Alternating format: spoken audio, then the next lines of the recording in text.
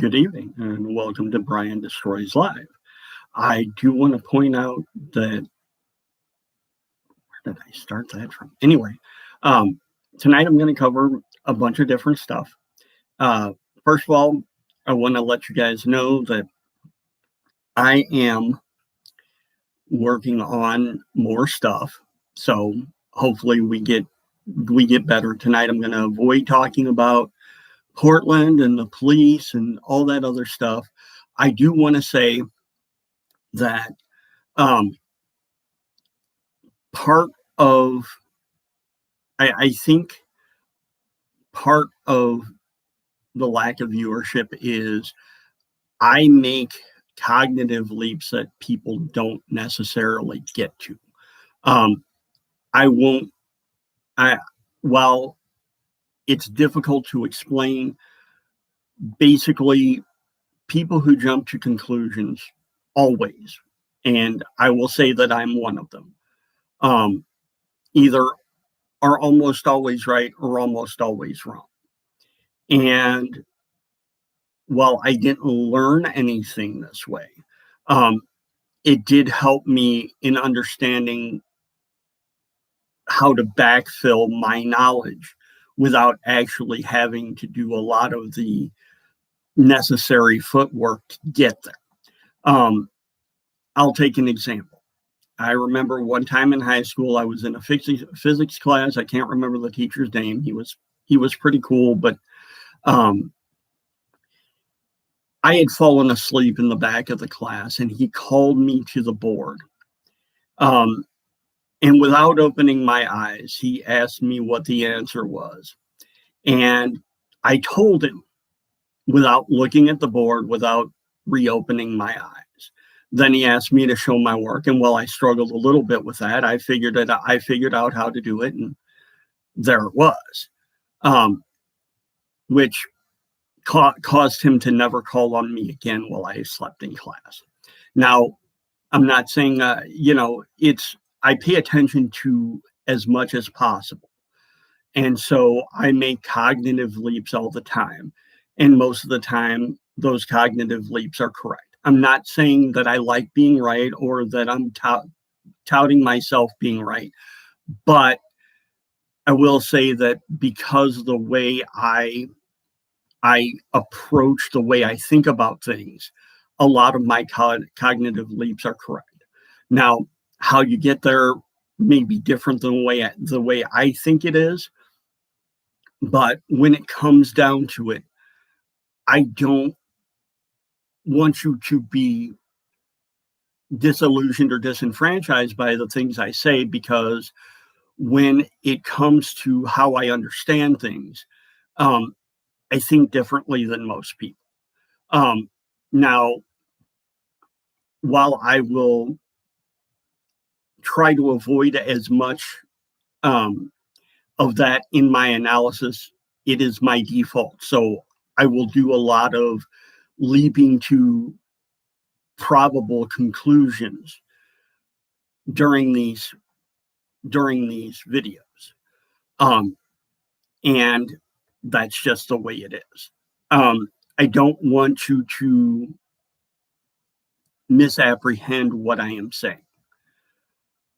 But a lot of times when I make these cognitive leaps, there are pauses in the statements and everything, so it doesn't always get through to people, because I have already gotten to where I need to be, and not everyone can do that. So if you feel that way, I apologize. If you can't hear me, say something. Because it looks like I'm going to, if you can't hear me, I will buy a mic to use for these at the beginning of August. Because it's kind of important that if you're watching, you got to be able to hear. Now, tonight we'll talk about the GOP convention portion of the GOP convention portion in Jacksonville was canceled today, apparently without much fanfare or even forewarning. to the local officials. And it's amazing it took this long for it to be canceled, given the spread of the virus in Florida, and just how bad it looks. Now, I have said previously how I feel about Trumpism and the Republican Party. I'll leave it at that. If you feel he's good for the economy, you're probably not wrong. But to be honest, I don't know how much of what he's done is really effective for making the economy better. I mean, gutting environmental regulations, so big coal companies or big iron companies or anyone who mines mines in the earth can just dump wherever they please. Doesn't seem like it's a good idea, because downriver there are always going to be people, and poisoning the people that would buy your products doesn't seem like it's a good idea. And so where are we with that? I mean, who are we as a people if we really kind of say, oh, this is okay, they can poison us, no one cares? I mean, I think that's part of the real issue behind coronavirus. People are just becoming inured to devaluing their lives so that other people can profit off them. And, you know, given the way our society is built, where the poor are considered basically the foundation of everything. And we're not talking about just monetarily poor. We're talking spiritually poor. We're talking mentally or emotionally poor. We're talking about all these things. And in everyone's case, where someone is poor in something, and treating people as less than because you're the foundation of something demeans the entire process. I think that's part of the reason where we're at with human rights. We don't value people who are so-called less than us because we have this difficulty in seeing them as equals. And that's a real problem. I mean, you can talk about, well, we're making progress or whatever, but within the context of the way society works and the way we are as a people,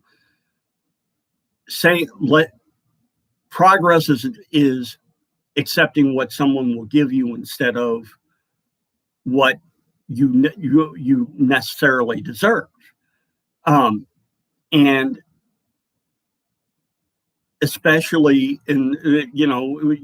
I've had friends who have said, oh, well, we're making gains and blah, blah, blah, and blah, blah, blah. And I mean, I've been kind of watching this situation for a long time.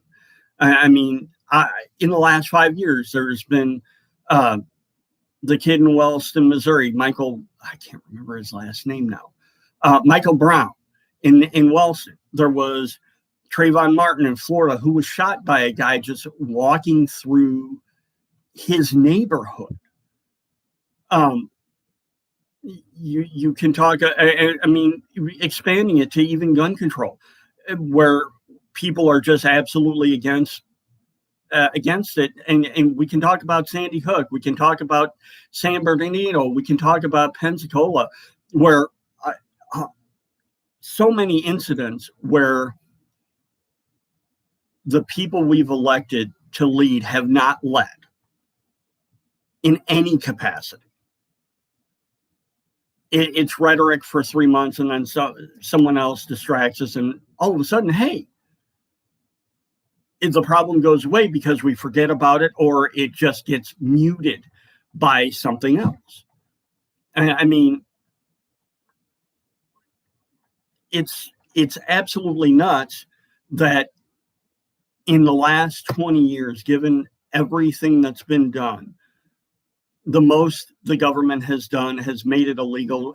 It is basically they've made it illegal for you to have contacts in foreign countries that aren't friendly to us, or if you speak out against the government, they can legally, or at least they could before the Patriot Act expired, they could legally hold you for, I think it was 90 days without charging you, without letting you see a lawyer, without letting you see anyone. If you spoke against the government, or if you spoke against basically the people who said, well, this is not okay. And this kind of all ties in with other stuff I've been talking about, but the inequity in our society is so profound that we can't ignore it, but we can't just say, well, we're going to take a little change and then everything will get better. It won't. I had a conversation about 3 months ago when George Floyd was killed. And the argument was against the protesters being dumb. And I'm sorry, protesting is not dumb, but protesting without actual desire to actually change anything is.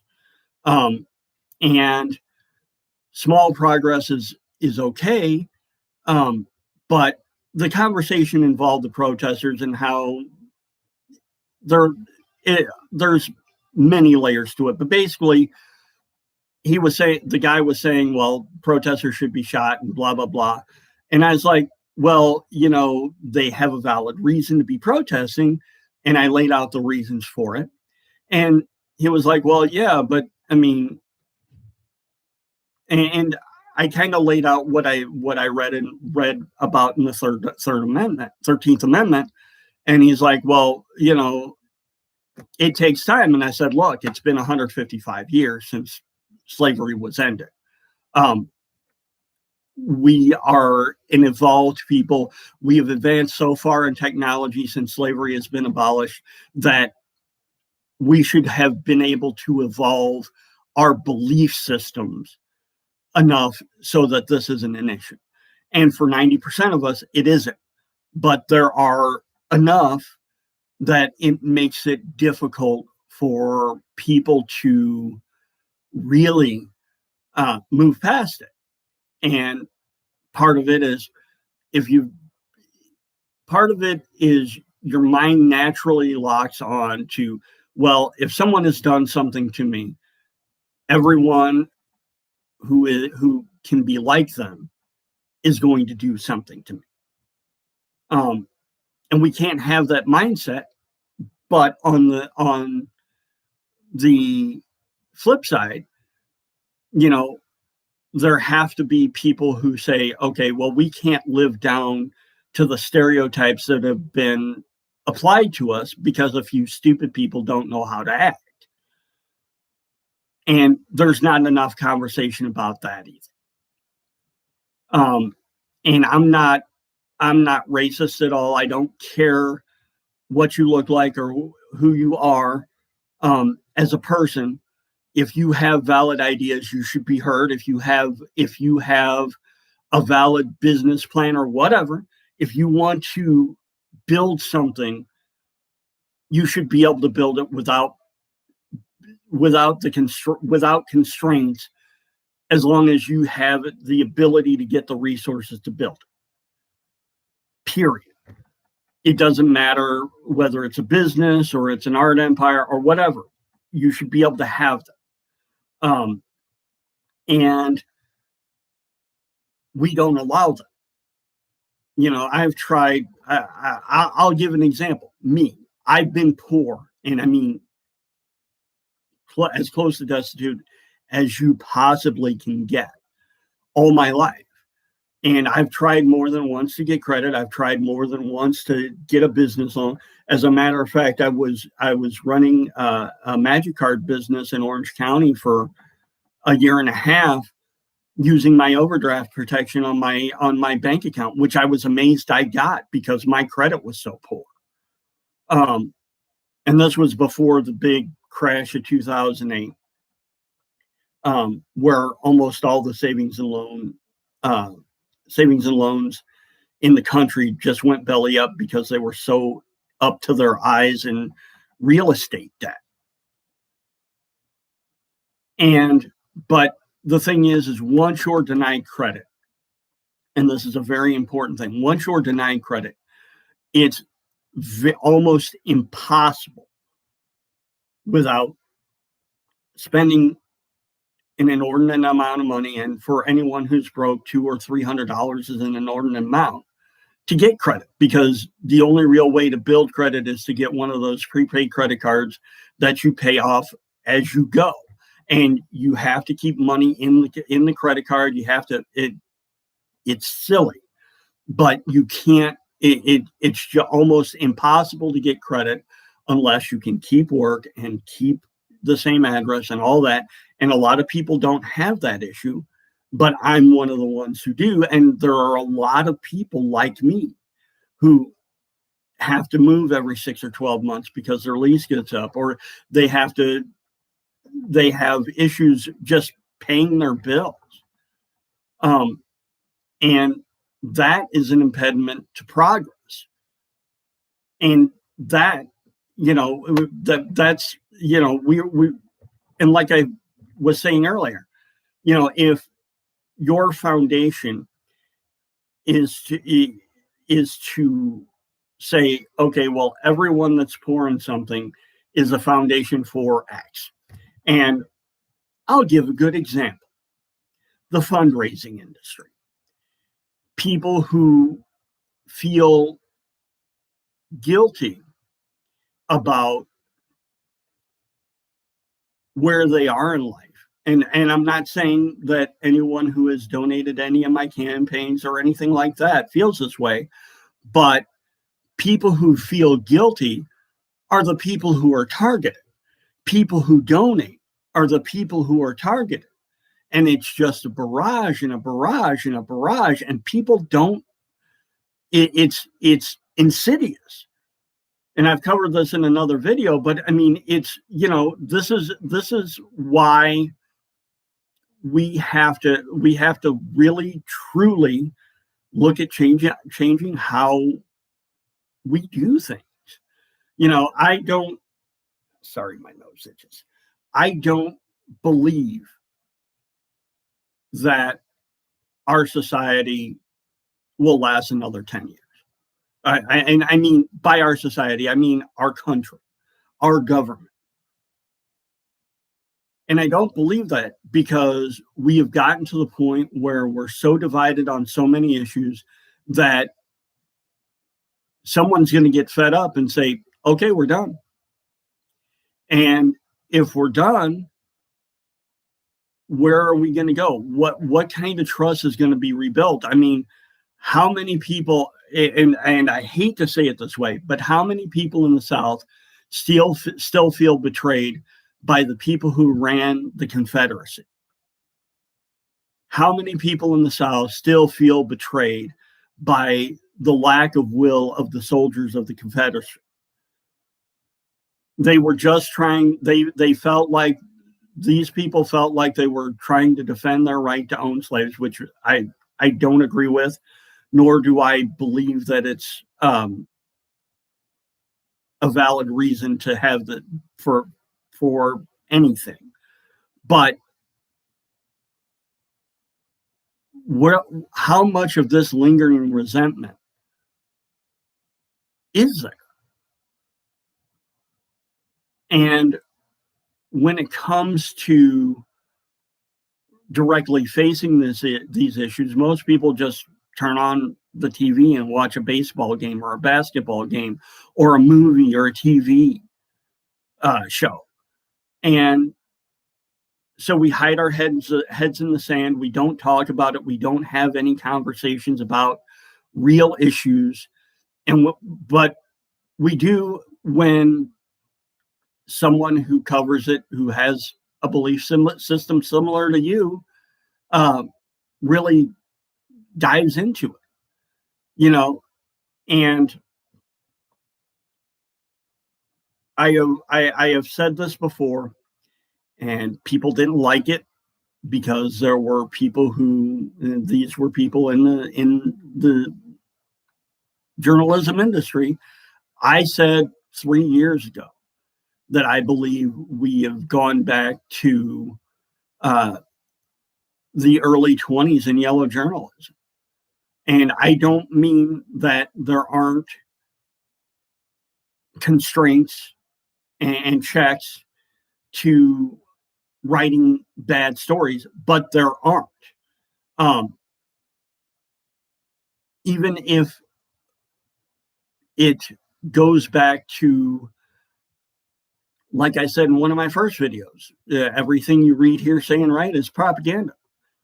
It elicits an emotional response, and and you can choose words to elicit a response that's favorable to you. And people on both sides have been using that for a long time. And journalists bristle at it because they think they're promoting the truth.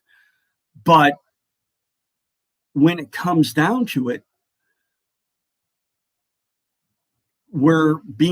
our divide is being fueled by the conversations we have about stuff that we probably maybe shouldn't be talking about, or we need to be more critical thinking wise about. So anyway, that's all I have for tonight. If there is someone watching, thank you for watching. Don't forget to like and subscribe if you haven't. Have a great night, and I will see you on Sunday.